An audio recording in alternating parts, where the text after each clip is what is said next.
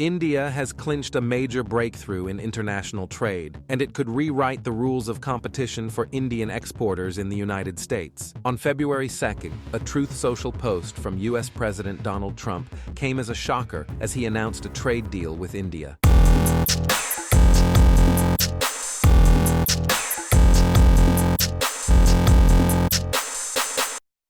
Indian Prime Minister Narendra Modi welcomed the announcement, which signaled that India's tariffs had been cut to 18% from a staggering 50% penalty levied earlier. This move, confirmed by both Government of India pressers and joint statements from Washington, restores India's price competitiveness in the world's largest consumer market. Amid uproar over effectiveness and specifics of the deal, India's Commerce and Industry Minister Piyush Goyal has now defended the agreement, asserting that Indian exporters will now enjoy a competitive advantage vis-a-vis rivals such as China, whose exports still face steeper tariffs, and many other developing economies. Comparatively, India's artists now amongst our peer countries, peer group of countries, the emerging economies, the developing countries, is amongst the lowest, is actually the lowest. So therefore we are in a sweet spot. We have an advantage over the rest. So China is 35% and we are 18%. They also pay MFN, we also pay MFN. So it's always the comparative advantage which gives you an edge into the market.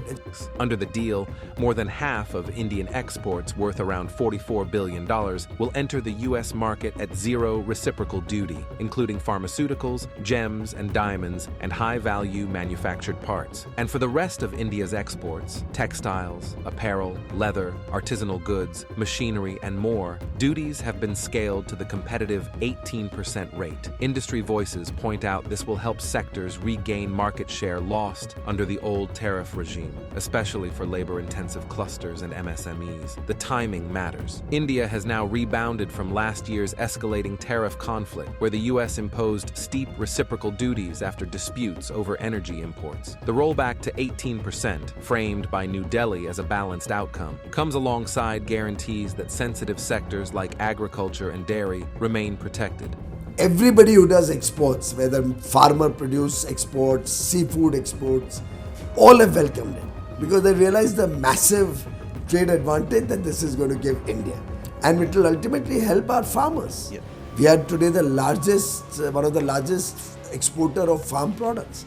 Are you aware we are exporting $55 billion of farm and fish products every year? 5 lakh crores. All of that is income for our farmers. If now, with all these free trade agreements, we attract investments, which we certainly will, and we start processing all the farmer produce, it'll certainly give them a much bigger value for the farm produce, and farmers' incomes will increase. Goyal also highlighted that this trade pact does not bind India to import commitments, such as buying fixed amounts of U.S. goods, but opens the door to deeper engagement across machinery, energy products, and tech sectors on mutually beneficial terms. Economists say this trade reset offers Indian exporters a formidable edge, allowing competitive pricing, expanded order books, and the possibility of new jobs in farming, fisheries, small business clusters, and manufacturing hubs. And beyond tariffs, the interim framework moves India and the U.S. closer to a broader bilateral trade agreement, a pact New Delhi says could unlock an estimated $30 trillion market for Indian goods if fully realized. Therefore, this isn't just about lower duties. It's about positioning India as a trusted global supplier, rewiring Asia-U.S. supply chains, and giving Indian MSMEs, farmers, and job creators a cleaner runway into the future economy, and the government believes the U.S. trade deal could do the same.